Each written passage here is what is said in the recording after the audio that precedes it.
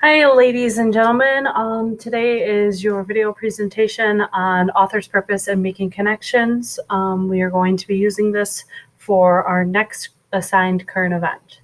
So we're first going to talk about author's purpose. There are three reasons that an author writes. To write something, you can remember it with the acronym PI. So P is persuade. The author shares their opinion with their reader and tries to convince them to think their way.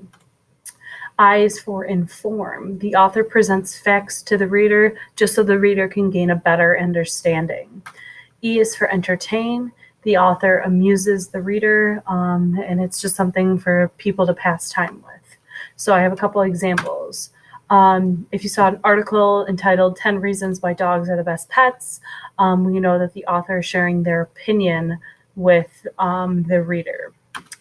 Informing, this infogram is kind of giving us a picture and walkthrough of how to tie a tie, specifically in the Windsor's knot, and then the reader can learn how to do that. And then here we have a very cheesy joke that is there to entertain the reader, so that is for entertainment.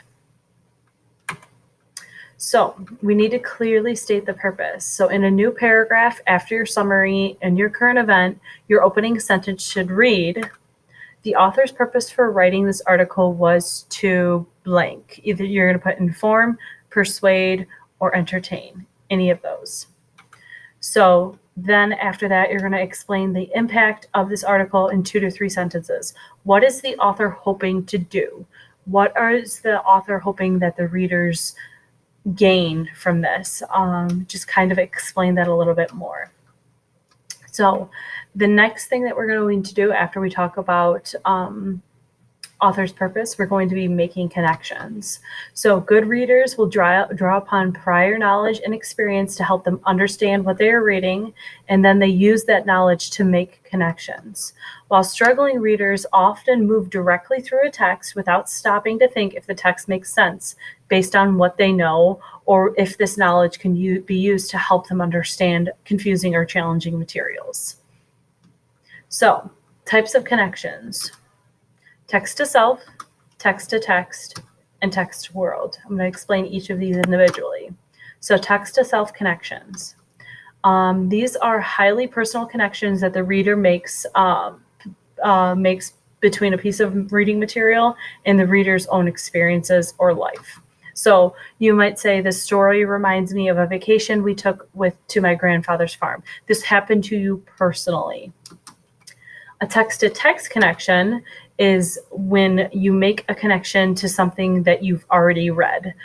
This can be something from a similar genre or the same topic, a book as opposed to an article. It's thinking about how you can connect this. So this character had the same problem that I read about in a story last year would be an example of a text-to-text connection. Make sure if you're saying something like that, you're actually telling me what the story is. So if it was The Outsiders, you're telling me this character has the same problem that I read with the main character from The Outsiders, and then obviously you'd have to go through and explain that.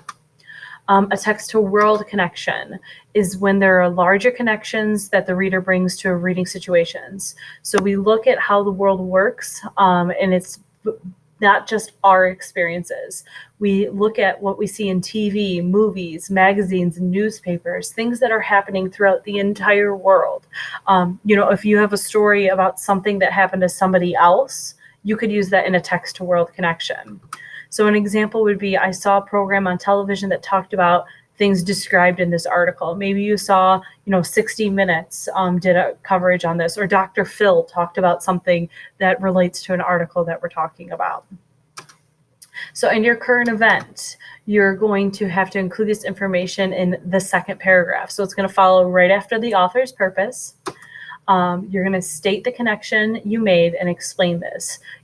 This is the only time you are allowed to use first-person language that you are allowed to do this. So here's a sentence starter. While reading this article, I made a text-to-self-world text connection. This article reminded me of, and then you're going to go on to explain it. So that should be 2 to 3 sentences. So I want to walk you through what this should look like. So I have the current event from when we did the Yonder article. And I have my summary posted up here. We wrote this together in class. And then I took some time and I did the second paragraph for us. So it reads, the author's purpose for writing this article is to inform. The author is hoping schools, students, or teachers read this article and gain a better understanding of the Yonder pouches. It is safe to assume that the author is in favor of the pouches and thinks that they will help students focus on learning.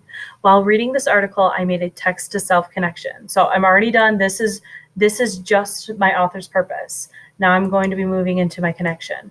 So I made a text to self connection. This article made me think of how students in the classroom are constantly spending time on their phones. Then the students get confused and have to ask for help all the time because they missed instructions. The teacher then has to waste time re-explaining things, and the rest of us are frustrated because we already understand how to do the assignment. If we had Yonder pouches, then this would not be as big of an issue. So I can kind of input my opinion a little bit in here too.